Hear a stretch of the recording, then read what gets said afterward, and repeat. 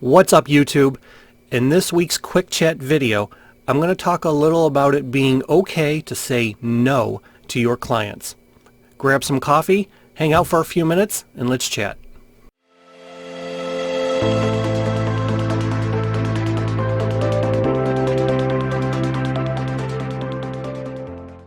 Welcome back, YouTube. In this week's video, I'm going to talk a little about it being okay to say no to clients when they send you an inquiry.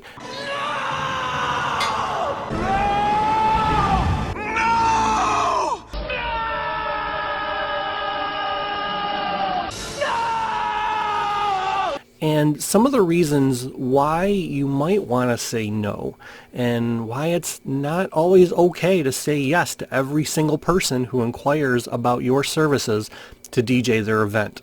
Before I begin, as always, thank you to everybody who has liked, commented, and subscribed to the channel. If you're new, I put these videos out every single week, so be sure to subscribe and hit the bell notification so you don't miss anything. So let's talk a little about why you might want to say no to a client. So there are a lot of guys out there where they just care about the quantity. They want to try and book as much as they possibly can. They don't really care about, some of the logistics of the event or some of the demands, the requests that a client might put forth. They don't care. They will do any and any event, and they just want to make as much money as they possibly can. And that's perfectly fine. There is absolutely nothing wrong with that. If you can book 1 million events a year, then man, I give you a lot of props for doing it. But if you're a solo op and you don't want to do a ton of events per year, then you might want to pick and choose as far as which one is right for you. If you're a multi-op, obviously you need to book as many events as you possibly can to keep all your guys busy, and it's completely and totally understandable if you're into the industry to try and get the quantity and try and book as many as you possibly can. But for those of us out there that are solo ops, there's going to be a lot of times where either you are just completely and totally burned out and you just can't keep doing events weekend after weekend after weekend. I can tell you guys that I'm already starting to get burned out from all the events that I've done this year, and wedding season hasn't even really peaked or gotten kicked off yet. So those of us that are out there that are just killing ourselves and working constantly, there's going to be those times where you just need a break. You just need time off and just need to relax and recharge your batteries, and it is what it is. But there are going to be times where a client will send in an inquiry, and it might be at a venue that can just be completely challenging. Either the load in or load out is really difficult, the logistics of it. There's stairs, there's a broken elevator, a long distance you need to travel from the front door to the main room, whatever. Or maybe they just have coordinator or management or whatever that's just really difficult to deal with and work with. So there's going to be times where you'll get an inquiry for a venue and you're just not feeling it, and you just don't want to deal with all the issues that come with it, and you might just want to say no to a client.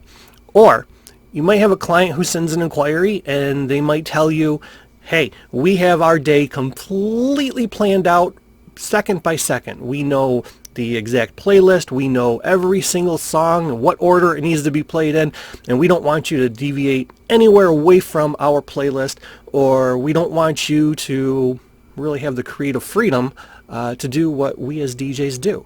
Sometimes clients will just be too demanding. They'll have too much control over what we do as DJs, and when those times arise, it's okay to say no to your client.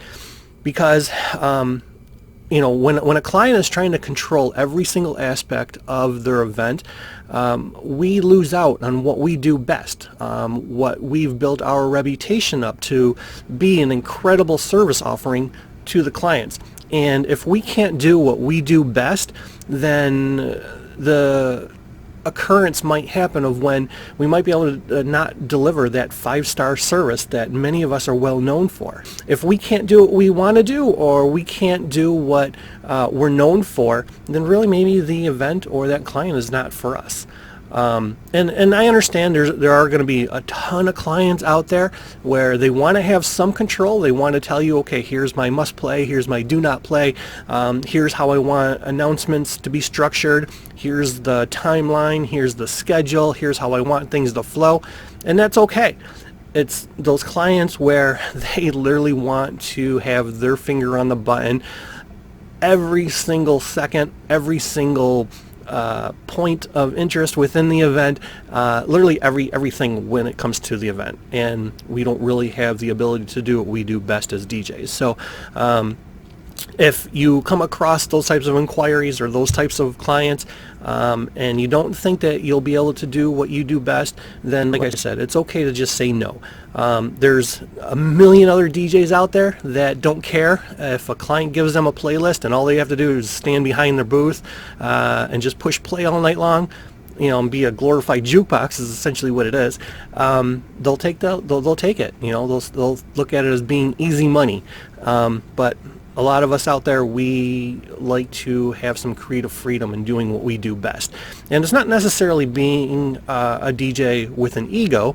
It's just that we as DJs, we know how to perform and we know how to structure an event so that it goes off perfect. And if a client has their finger on the control switch literally all night long, then we can't control how things are going to go. So there's a lot of different ways of looking at it. So that's basically it. Just a really quick video this week, just saying, hey, it's okay to say no to clients. They'll go out and they'll find somebody else. Yeah, it sucks to leave money on the table and not have some extra revenue coming in, but sometimes you really need to kind of step back and think, okay, is this event, is this venue, is this client worth my, worth the stress and the anxiety and muscle aches and back problems and all that stuff, or is it just worth just being home with friends and family and just taking a night off and enjoying yourself for once in a while? So you got to really think about it a lot, and it's I guess it's like a shell game. You got to really kind of balance everything and figure out what's right for you as a DJ and what's going to allow you to perform the best. That's it. That's all I wanted to talk about this week. If any of you guys got any questions, leave a comment below. And if you are in the situation now with your business or as a DJ where you can pick and choose what events that you want to do, comment below. Let me know.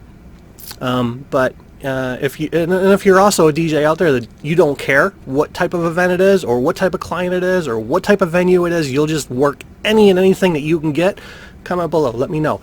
I'm kind of curious as far as like why some of the DJs out there do decide to just kill themselves and stress and just overwork themselves just so that they can get the extra revenue. But comment, let me know, everybody, all your feelings and your thoughts, because I'm always interested in reading all of it. And as I always say at the end of all of my videos, a day without dancing is a day wasted. Until next week, friends, take care.